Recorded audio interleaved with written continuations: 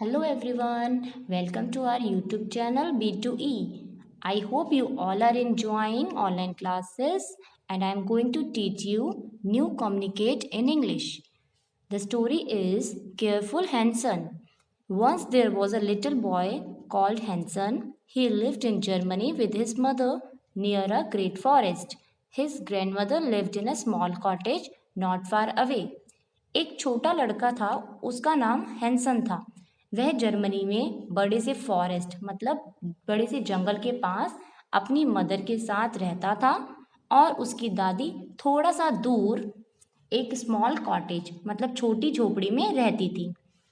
One day his mother said, Hans, I am going to market, go and spend the day with your grandmother. एक दिन उसकी mummy ने कहा, हंस, मैं मार्केट जा रही हूँ मतलब बाजार जा रही हूँ, आप अपनी दादी के पास जाओ और पूरा दिन दादी के साथ बिताना। हंस went along the dusty path through the forest. He played in his grandmother's garden all day. हंस फॉरेस्ट के डस्टी पाथ मतलब धूल भरे रास्ते से चल पड़ा और वह पूरा दिन दादी माँ के गार्डन में खेलता रहा। In the afternoon, his grandmother said, Hans, take this needle to your mother. Look after it carefully. दादी माँ ने दोपहर में हंस से कहा, हंस, इस निडल माने सुई को ध्यान से देखो और ले जाकर अपनी मम्मी को ध्यान से दे देना। On the way home, a hay cart passed by Hans. Hans put the needle in the hay and walked behind the cart. When he got home, he could not find the needle. घर के रास्ते पर एक हे cart हंस के पास से गुजरी। हे cart मतलब घास से भरी हुई गाड़ी। हंस ने क्या किया, उसने सूखी घास में निडल को डाल दिया और उसके पीछे पीछे चल दिया। जब वो घर पहुंचा तो उसको निडल नहीं मिली, उसे सुई नहीं मिली। You are a foolish boy Hans, said his mother. Put a needle in your sleeve like this, not in the hay. Sleeve का मतलब होता है बाजू, हे मतलब घास, सूखी घास। तुम एक बेवकूफ लड़के हो, उसकी मम्मी ने कहा। तुम्हें सुई को अपनी स्लीव्स में डाल लेते, ना कि हे काट में। The next week, Hans went to his grandmother's house again. He played the whole day, and in the evening, his grandmother said, Hans, please take this knife to your mother. अगले हफ्ते हंस दादी माँ के घर दोबारा गया और पूरा दिन खेलता रहा। शाम को दादी माँ ने हंस से कहा, हंस, ये नाइफ माने चाकू अपनी मम्मी को दे देना। हंस started off for home. He remembered his mother's word. He put the knife carefully inside his sleeves. हंस घर जाने लगा तो उसको अपनी मम्मी के वर्ड्स याद आए। उसको मम्मी ने कहा था, तुम्हें निडल को स्लीव्स में रखना चाहिए था, ना कि घास में। तो जब वो नाइफ को घर ले जा रहा था तब उसने नाइफ को स्लीव्स में रख लिया। When he got home, the knife was not there. It had fallen out on his way home. Oh, foolish boy, said his mother, you should have put it in your pocket. जब हंस घर पहुंचा तो उसे knife नहीं मिला। Knife रास्ते में ही गिर गया था। तो उसकी मम्मी ने कहा, तुम एक बेवकूफ लड़के हो, तुम्हें नाइफ को पॉकेट मतलब जेब में रखना चाहिए था। The next week, Hans played with a little puppy at his grandmother's house. In the afternoon, he said, Granny, can I take this puppy home? अगले हफ्ते हंस फिर दादी माँ के घर गया और लिटिल पपी मतलब कुत्ते के बच्चे के साथ खेल रहा था।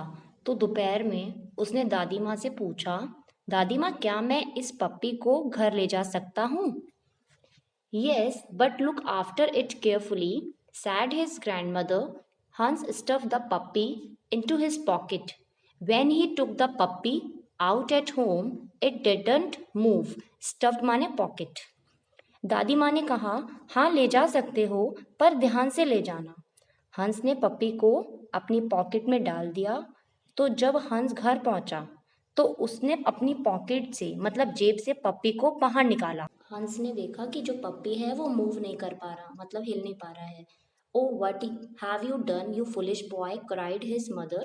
ओ अब बेवकूफ लड़के, तुमने क्या किया, उसकी माँ रोने लगी। You told me to put it in my pocket, said Hans. Hans ने कहा, आपने कहा था जेब में रखने को। After a few minutes the puppy open its eyes. कुछ मिनट बाद पप्पी ने अपनी आंखें खोली। You are foolish, Hans, said his mother. You should have tied it with a string and let it home.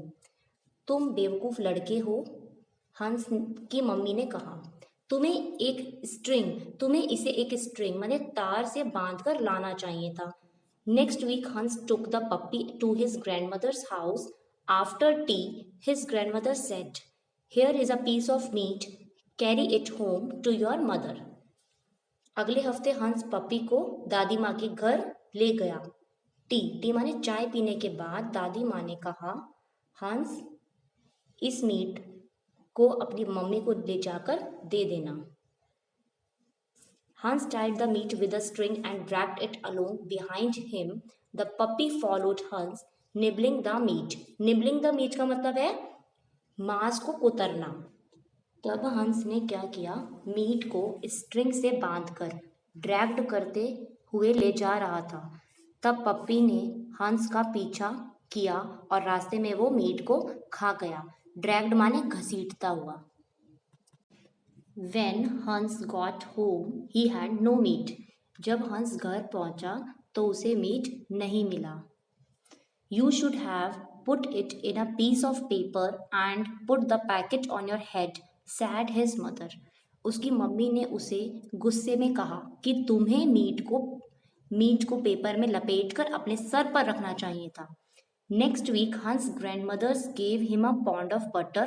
Hans wrapped the butter in some paper and put the packet on his head. जब next week अगले हफ्ते हंस दोबारा दादी माँ के घर गया तो उसकी दादी माँ ने उसे बटर दिया।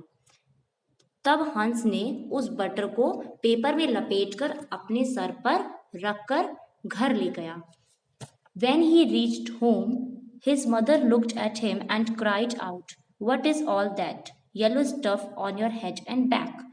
जब वो घर पहुंचा तब उसकी माँ ने उसकी ओर देखा और चिल्लाकर रोने लगी, हंस तुमने ये क्या किया, तुम्हारे पूरे सर पर और बैक पर ये येलो स्टफ क्या है?